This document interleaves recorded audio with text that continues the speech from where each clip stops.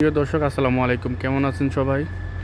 আজকে সৌদি আরব রিয়াদে অনেক বৃষ্টি হইতেছে, সেই জন্য কোনো মোটরসাইকেল আজকে ডেলিভারি করার জন্য বাহিরে যায়নি।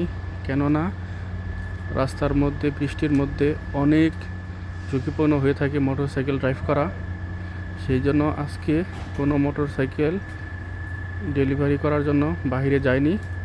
আমার সাজেস্ট হবে আপনারা কেউ বৃষ্টির মধ্যে মোটরসাইকেল দিয়ে ডেলিভারি কাজ করবেন না, কেননা অনেক ঝুঁকিপূর্ণ হয়ে থাকে।